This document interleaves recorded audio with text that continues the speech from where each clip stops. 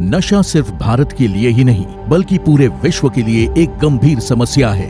नशे की अवैध कमाई से देश विरोधी शक्तियां देश में अशांति व आतंक फैलाते हैं। सत्ता में आते ही इन मानवता और देश विरोधी ताकतों के खिलाफ जीरो टॉलरेंस नीति अपनाते हुए प्रधानमंत्री नरेंद्र मोदी के मार्गदर्शन में गृह मंत्रालय ने नारकोटिक्स के खिलाफ मुहिम में तेजी लाई। जिस पैसे से ड्रग्स खरीदी जाती है उसी पैसे का इस्तेमाल हथियार और गोलियां, बम, बारूद और बंदूक खरीदने में किया जा रहा है। गृह मंत्री अमित शाह ने नशा मुक्त देश के संकल्प के साथ मुहिम को अंजाम तक पहुंचाने के लिए त्रिसूत्रीय रणनीति बनाई। संस्थाओं में समन्वय, संस्थागत ढांचे में सुदृढ़ता और जन जागरूकता अभियान।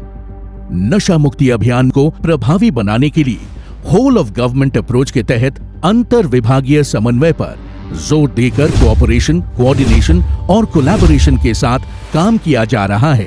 भारत सरकार ने 2019 से एक अप्रोच लिया है।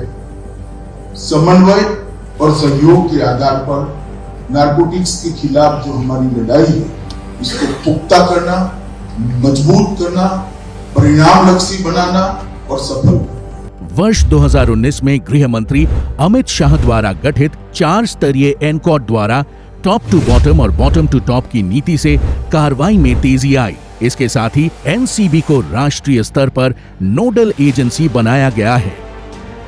वर्ष 2019 में मादक पदार्थों की तस्करी और उसकी विस्तृत जांच के लिए जेसीसी का गठन हुआ। इसके साथ ही एनसीबी के कैडर का भी पुनर्गठन किया गया। दोहरे उपयोग वाली दवाइयों के दुरुपयोग को रोकने के लिए स्थायी इंटर मिनिस्टीरियल कमेटी बनाई गई है। गृह मंत्री अमित शाह के निर्देश पर एनसीबी ने सभी गिरफ्तार नार्को अपराधियों पर एक एकीकृत डेटाबेस निदान तैयार किया है।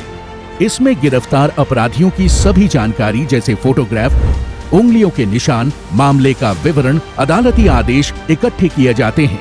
ड्रग्स ट्रैफिकिंग के ट्रेंड एनालिसिस एवं डेटाबेस मैनेजमेंट के लिए सिम्स ई पोर्टल भी विकसित किया गया है।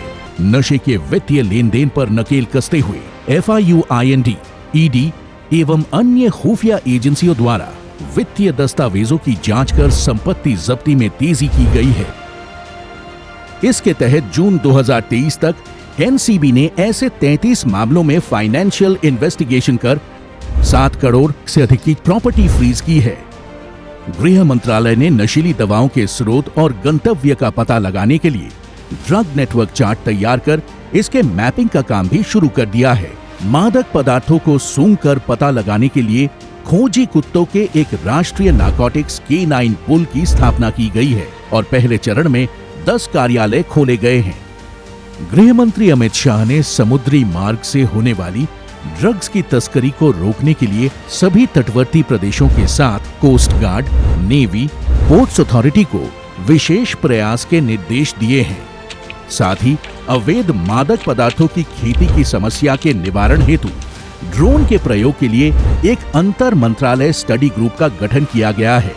गृह मंत्री अमित शाह के दूरदर्शी और सशक्त नेतृत्व में किए गए इन प्रयासों का ही परिणाम है कि एनसीबी द्वारा पकड़े गए मादक पदार्थों की मात्रा में लगभग 160% की वृद्धि हुई है और इसके कारोबारियों के विरुद्ध 199% अधिक मामले दर्ज हुए हैं। प्रधानमंत्री नरेंद्र मोदी के मार्गदर्शन और गृह मंत्री अमित शाह के नेतृत्व में भारत को नशा मुक्त करने का अभियान अब रंग लाने लगा है। देश अब नशा और उसके व्यापार की जड़ों पर प्रहार करते हुए नशा मुक्त भारत की ओर सशक्त कदम बढ़ा रहा है।